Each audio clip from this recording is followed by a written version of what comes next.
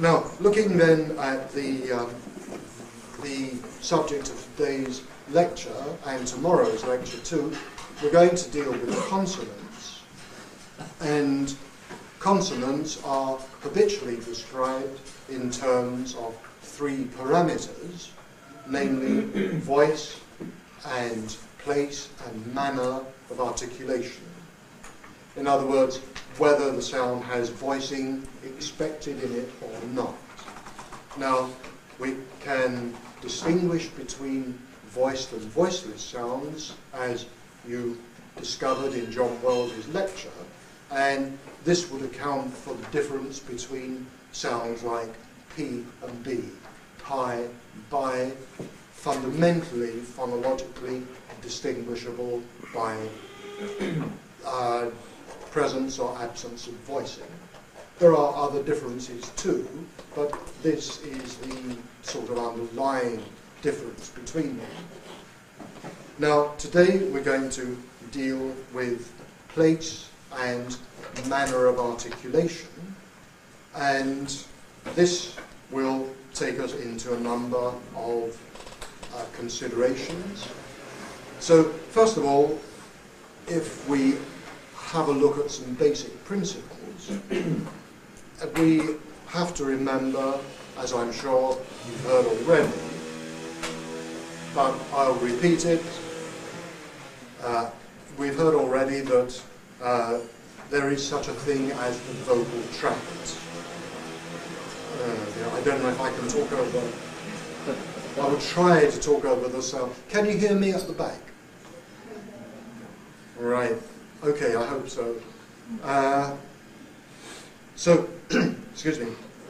If we look at the page 2 for figure 1, we can see that there is the diagram of the vocal tract, and for any speech sound to be produced, we must have movement of air.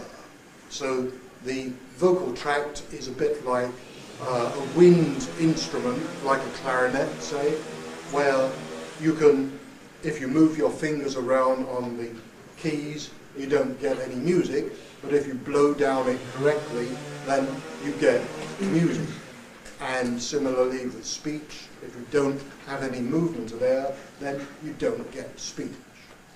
Now, for most languages, the vast majority of sounds are produced with air initiated or started from the lungs. And so we would refer to such an airstream as a lung airstream. And since it's on its way out rather than in, mostly we're talking about egressive air. So the lungs then would pump air out of the vocal tract, and that movement of air would be modified in various ways. One of the ways we modify the air, of course, is to voice the sound, as you discovered on Tuesday, when the air passes through the larynx. This is one of the ways. But there are lots of other ways in which we modify the air before the sounds become speech sounds. And we must look first at these principles. Now, looking at paragraph 3, we have the requirement, the necessity of considering the nasal cavity and the oral cavity as two independent cavities. I'll do a diagram here of what I'm talking about. This is not like a human being, of course. My drawing is not adequate to imitate a human being, but functionally this is an adequate diagram, I hope. Now, here we have the nasal cavity, as you can see on the anthropomorphic diagram that you have at figure 1. Here we have the oral cavity, between the two, we have the roof of the mouth, the palate, generally, which in fact extends from the teeth to the uvula, as you could see on the diagram. Now, that's divided into two, as the diagram, as figure 1 shows, and the rear part of this is movable, so that it can, one of its functions is to rise and to make a closure just here. So we can actually carry out that sort of operation. Now, if we don't do anything, and we simply let the air come out of the mouth and the nose simultaneously, like this, then we have nasalized sounds. This would principally describe vowel sounds. So if we take a vowel R, and if I allow the air to come out through the nose as well, we have R, R, R, R. But any sound can be nasalized which doesn't cause any major stricture, any major blockage or obstruction in the oral cavity. So sounds like W can also be nasalized. And I've used the nasalization in the nasalization diacritic in the handout, and that's the way you do it. And so therefore, obviously, nasalization is more obvious on vowels because they last longer. You know, you've got more time to hone in on what's happening. But the nasalization of some consonants is an important phonetic characteristic, and that is what's the point of saying here that W is nasalized. In fact, the category of approximants, as we shall come to them in just a moment, can all be nasalized. So more of that in a moment. That's not very clear at present, but it will become so. The next possibility that I mentioned is that the soft palate should rise and make a closure there. This is called a velic closure.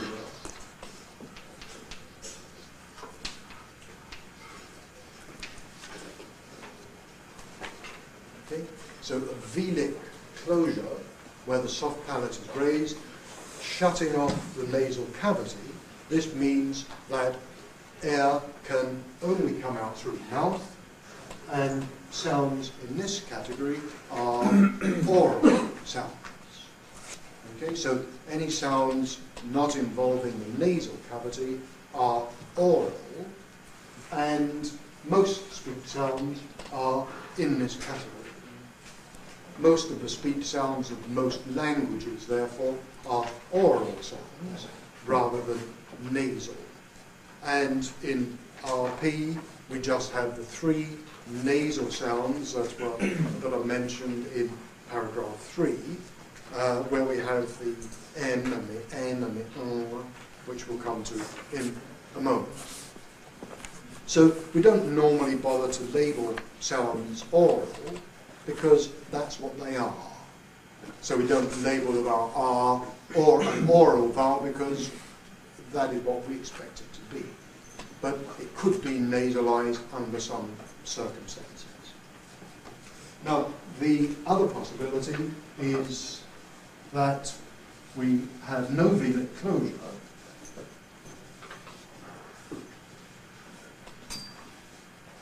and we have a blockage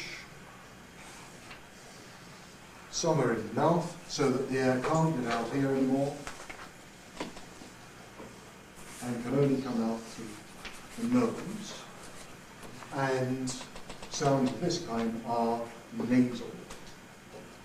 So where there's a blockage, total blockage in the mouth, no blockage in the oral cavity, in the nasal cavity, no velic closure, then the air escapes through the nose and we have the nasal sounds. Now it's very important to distinguish between the labels nasal and nasalized, okay, because nasal means with a complete closure in the mouth, like ma, na, la, whereas nasalized means air simultaneously through the mouth and the nose, like ah, or e, or whatever it is. Okay? So this is quite a different prospect. Excuse me. Now, looking then to paragraph 4, here we have to consider the place of articulation and any consonantal sounds which aren't distinguished by the considerations of the soft palate that we've just been talking about are describable in other tones in, first of all, the parameter of place of articulation and of manner.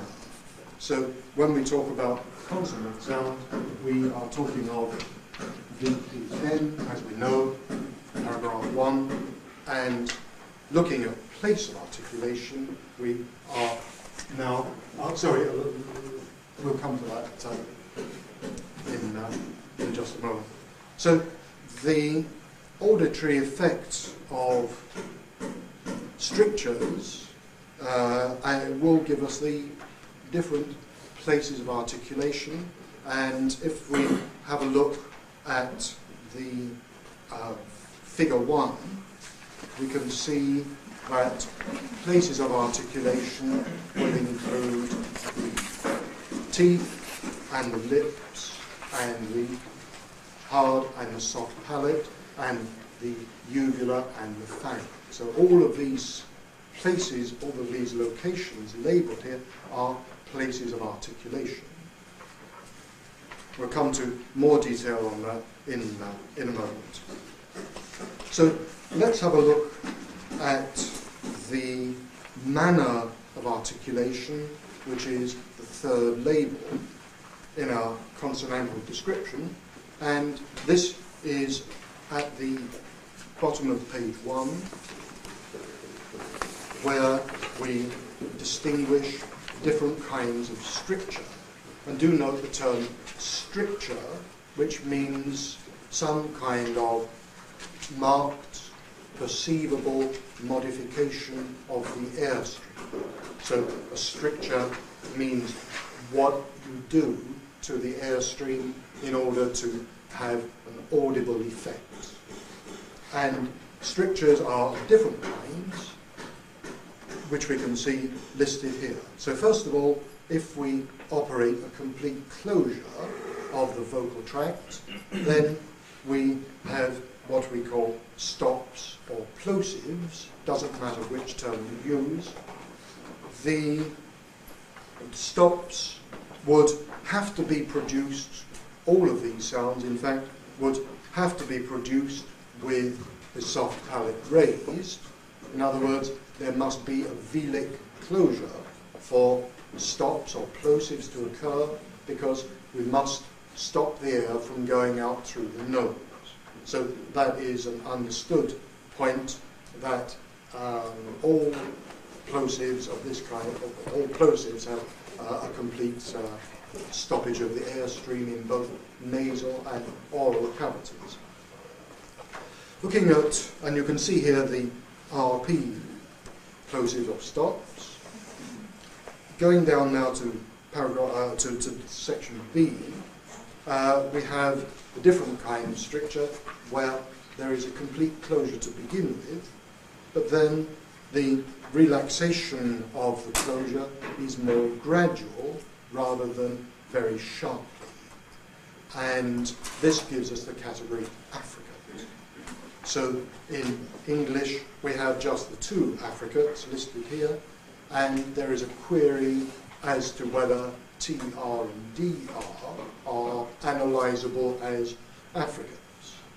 Some people would say that phonetically they are affricates, and certainly it helps in the teaching of the correct pronunciation of TR and DR to think of them as affricates more like ch and j, try, jar, try, jar, for example. These are much more like African from the teaching point of view.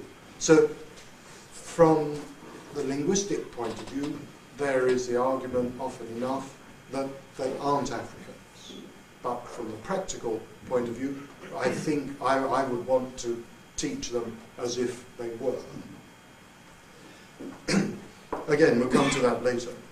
Now, the next note C here is where we have a close approximation. In other words, where the organs of speech come very close together, but in the oral cavity they don't create a complete blockage. And this means that the air can squeeze through, and in the act of squeezing through the narrow gap, there is production of friction, the noise of the passage of air. And such sounds are, logically enough, called fricatives.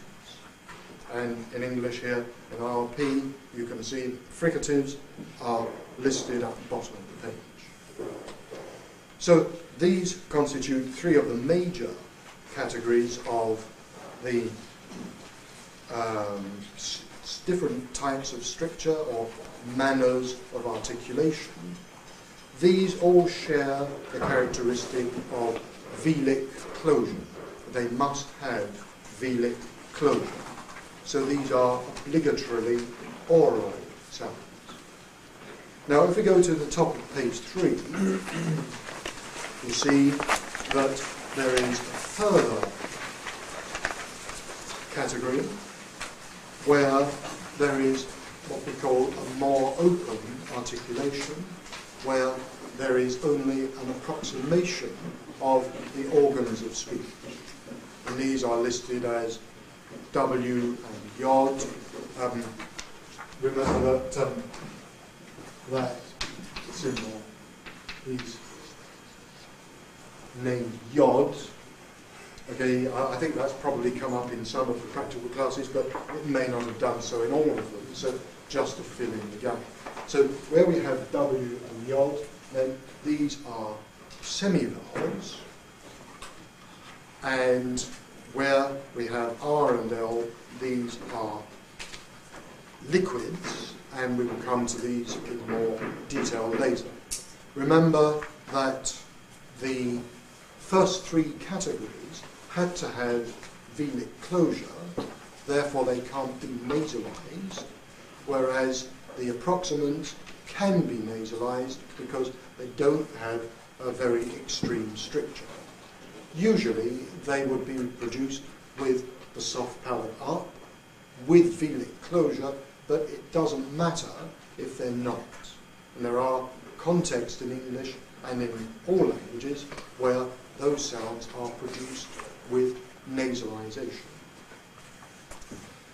Now, we note just in terms of getting some labels that in note or in paragraph 5 that the plosives, affricates and fricatives, since they all have to have a major stricture plus velic closure, we put them into one broad category and we refer to them as obstruents. So that's a convenient sort of shorthand really to get us to all these different sounds, because they all have things in common, namely that they must have velic closure and they must have a major stricture. So that's enough for us to lump them together in this large group. Now all sounds which are not obstruents are referred to as sonorants. So that includes the vowels, of course, and the liquids and what have you. And I queried H here. There are a number of fairly sophisticated phonological arguments about H. Some people considering it to be a sonorant and some not. And I don't think it's going to be helpful in this course and in this lecture today to bother ourselves about those arguments. Just let us say that there are arguments which could be put forward in terms of the world's languages. So we're not just thinking of English here, obviously, but comparing English with other languages.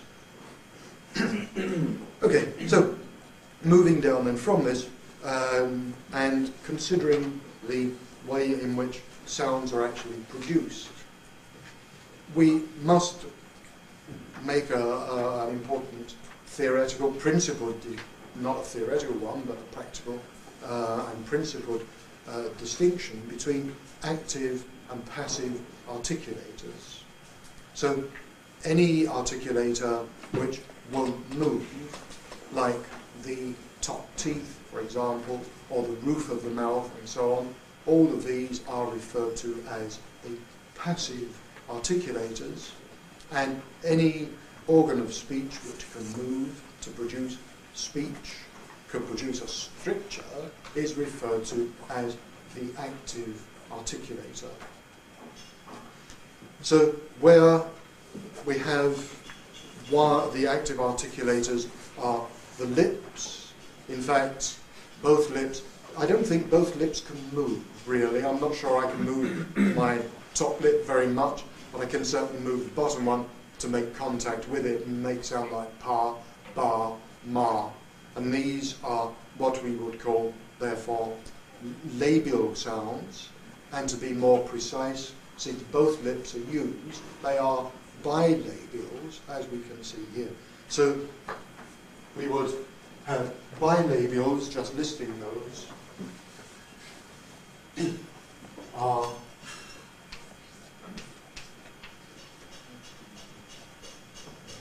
now, when we just move the bottom lip, but instead of articulating with the top lip, we use the top front teeth. Then we make a stricture there, like that. Like labiodental. And labiodentals are in English,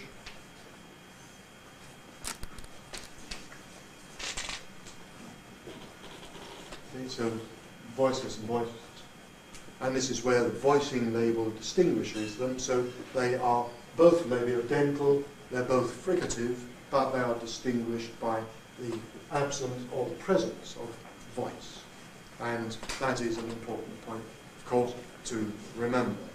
So labiodentals then have the articulation R.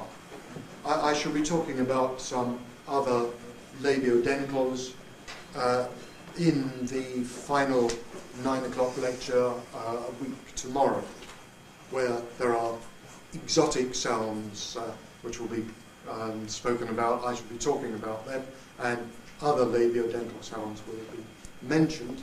I don't want you to get the impression that the range of sounds possible for English, which I'm now describing basically, is the full limit of what human beings can produce, because obviously there are lots and lots of sounds which are potential but are not used in every language. So English, like all languages, makes a selection from the whole range of possibilities and just uses some of them. So if we have, then moving down to note B in paragraph 6, if we now consider that the active articulator is some part of the tongue, then we have the passive articulator as some part of the roof of the mouth, and this would include the teeth, top front teeth. Then we have a number of different place of articulation categories. So the first two places of articulation involved lips and or teeth, and all the other places of articulation in this category involve the tongue, some part of the tongue, with the roof of the mouth. Now, we do need to know some labels for the tongue, and I didn't put this on the diagram because I thought A, it might be interesting for you to draw it, and B, your drawing is probably going to be better than mine, so it will look nicer. Okay, so if you can add this diagram to the bottom of figure 1 with the organs of speech on page 2, then that's going to be most helpful. And first of all,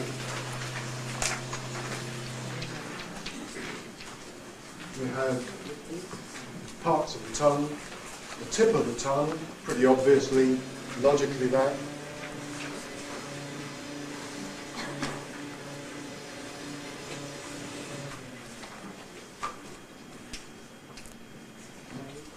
Now, we have the blade of the tongue, which is actually the bit of the tongue that you can wag about most vigorously, that you can see, first of all, when you open your mouth and have a look in, when you put your tongue out to examine the state of your health, by that means, then that's the blade of the tongue. Now, oddly enough, of course, the surface of the tongue doesn't have any natural divisions. You can't see any lines on it saying this is one bit and this is the other one. But the front of the tongue, paradoxically it seems,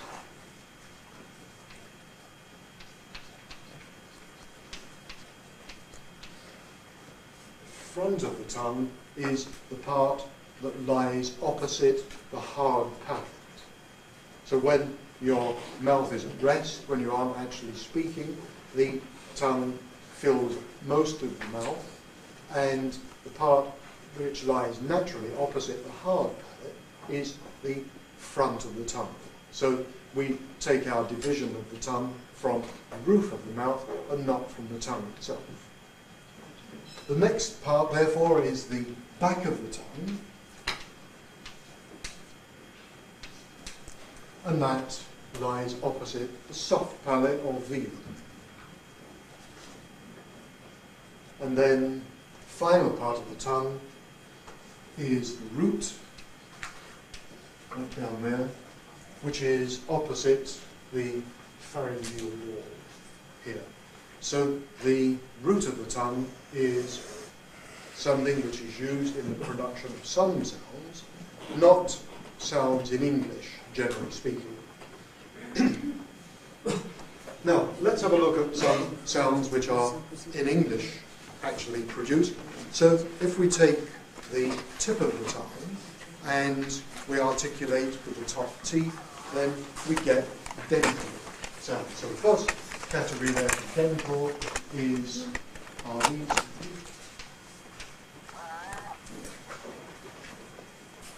Okay, so the two sounds for fa and ver, these are dental fricatives.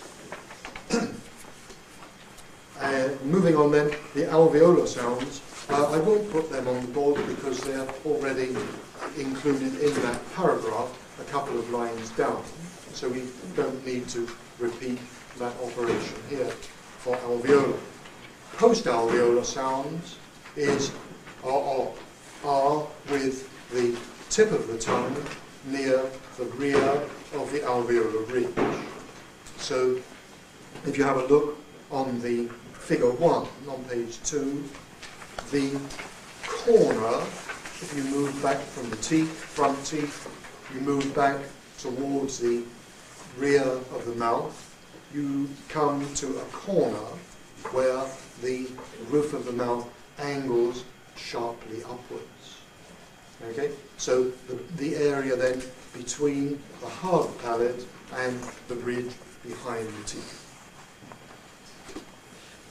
Okay, so and that is actually the alveolar ridge, which is not clearly not labelled on the diagram. The alveolar ridge.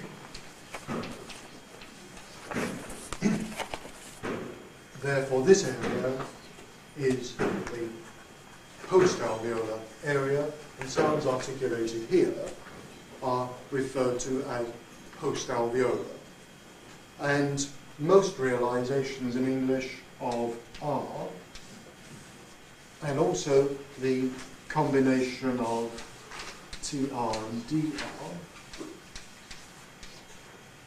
would be post-alveolar. But sub-realizations of that are not post-alveolar, but very few. As we will discover tomorrow, very few indeed. So, post-alveolar then, with the tip of the tongue in this region. Now, if we have the front of the tongue with the hard palate, then we get palatal sounds. So the front of the tongue here would be articulating with that area, and this gives us the palatal category, which in English is restricted to what? So this is the only palatal sound in English. Again, there are a large number of possibilities for palatal sounds which are used in other languages, and some English dialects use more palatal sounds than RP. But RP just has the restriction of this particular phoneme to palatal.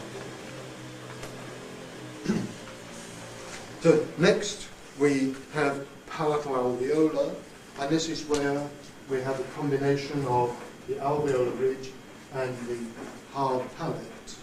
And palatal alveolar sounds are produced with the blade of the tongue and part of the front of the tongue. So these two give us the palatal alveolar category. And if I continue that later here, we have shown here, and also the affricates.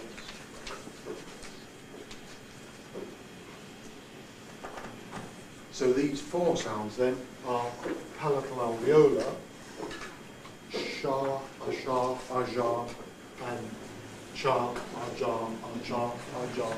These are palatal alveolar sounds, and produced, as I've said, with the blade mainly, and then the front of the tongue. A little part of the front of the tongue is responsible here for producing those sounds. Now, if we go follow our track back, then we pass palatal. We come to velar. Velar sounds are produced where the back of the tongue articulates with the soft palate. The other name for the soft palate is the velum. So we take the name or the label for the speech sound from velum, and from the word the velum label gives us velar, whereas palatal sounds, the hard palate, gives us a label for that category. Now the remaining sounds, uvular and pharyngeal, I'm not going to talk about because these are not sounds which are used in English. Therefore, we will eliminate them from consideration at this moment, but they will be relevant. One or more of them will be relevant in tomorrow's lecture, and in Friday's lecture on exotic sounds, both of these categories will be explored. So, remember then, as I've said here, note that the large alveolar category of sounds listed here in full, note that we have a very large inventory of alveolar sounds, and we remember that in most languages the equivalents of these alveolar sounds would be produced as dental. So, in other words, if you consider in your own language the way that you produce your version of T and D, then in most languages these stops or plosives would be produced with the tip of the tongue making contact with the top teeth. Da, da, da, da, da, da, da. And this is true for practically all languages that I've come across. Not all, but a very large number. And the chances are that in your language there will be a difference. So if you have this difference, then you must remember to make the English articulations further back. In other words, on the alveolar ridge, not on the teeth here. Okay? Touching the teeth there, ta, da, but here, as alveolar, ta, da, ta, da. Now, it may not sound like a very big difference, and of course it isn't a very big difference if it only happens once. But if you consider that in English it's such a large category of sounds listed here, if many members of that category are produced as dentals by the foreign students instead of alveolars, and also the frequency in English with which these sounds are used, then we have a cumulative effect of a foreign accent which will remain unless the student is made aware of the difference between their language and English. So when I'm trying to speak a Slavonic language or Turkish, for example, then I have to put the tip of my tongue on my teeth and say ta, ta, ta, and da, da, da. I'll have to remember that. And if I don't remember it, then I know that I'm sounding wrong. Okay, so we must make an effort to adjust. It's a very small adjustment, but as I've said, the cumulative effect is very considerable. Now, just going down now to note C on paragraph 6. It is possible for articulators to be combined, so we have two articulators operating at the same time. And an example of that is in the English W, where the lips are both involved in becoming round, like this, and the back of the tongue rises towards the soft palate. So this part of the tongue then rises up in that direction towards the soft palate. It doesn't make contact, so it's not a fricative, it's an approximant, and remember that the articulation of the lips is also of an approximant character. So in the sequence when or wet or where, if I said where, for example, there is no contact anywhere with the organs of speech. So no lip contact in what, and no velar contact naturally. So we're really talking about W as a kind of vowel. And indeed, that's why we call it a semi-vowel, because it has the characteristics of a vowel, mostly, and that would enable you, therefore, to not to say things like then instead of when, for example. If you can hear any kind of friction, then it's wrong. Again, a word like when or wet, it would be wrong. There are occasions where it acquires a measure of friction, but these are very specific phonetic environments, and they are not usual. So the basic principle is that it must be rounded. Now, from the point of view of Japanese speakers of English, particularly, we must note that the lips have got to be rounded. So when, because most Japanese speakers say when, without rounding the lips, and that is wrong. We would only say when if we were smiling at someone, and I said when. Okay, for a photograph or something like that. That would be the only time. Otherwise, I have to say when. Well, that is an important point, and we will do some more work. Well, a little more work on semi-vowels will be done in a different lecture, and I shall be talking tomorrow about the liquid, which we'll come to in a moment. So let's miss paragraph 7 and then have a look at paragraph 8 on page 3. And here we must observe that the dental fricatives have a particular tongue contour.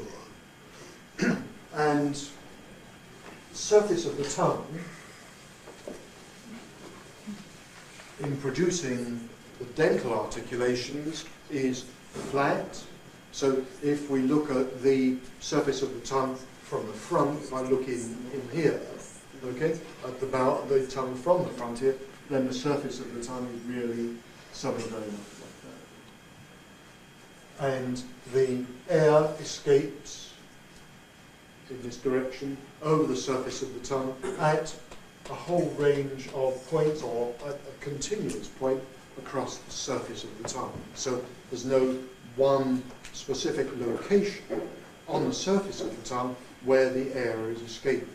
So the friction for th and the is being produced over a whole area of the tongue. Now, if we compare that with the fricatives S and Z, then we find that the tongue surface, rather funny shaped tongue, sorry, maybe somebody is shaped like that somewhere in the world. The air now escapes in this direction over a very much restricted area of the tongue, namely down here. And that's the area where the friction comes from. So in S and Z, in English and in most languages, there is a sort of a narrow channel or a groove through which the air is squirted against the teeth and lips, etc., on its way out. So these are referred to as groove fricatives as opposed to slit fricatives. Now, many foreign speakers have been taught to say th and the simply by saying S and Z in their own language and putting the tongue tip on the teeth. Okay? Now, if you put the tongue tip on the teeth and you keep that shape, then what you get is dental S and Z.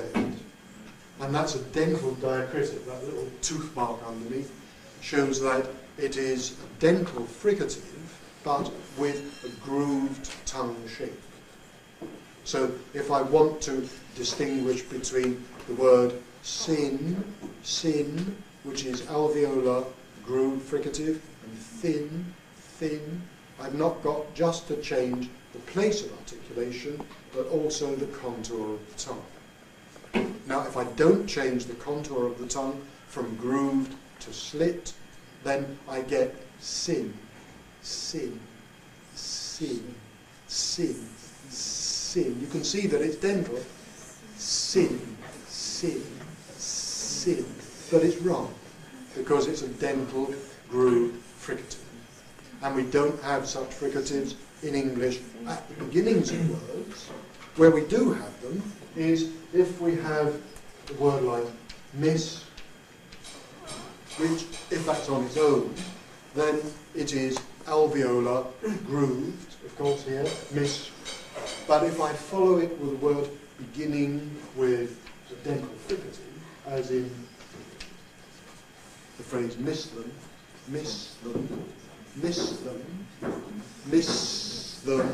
okay, then I turn that into a dental articulation to anticipate this place of articulation here.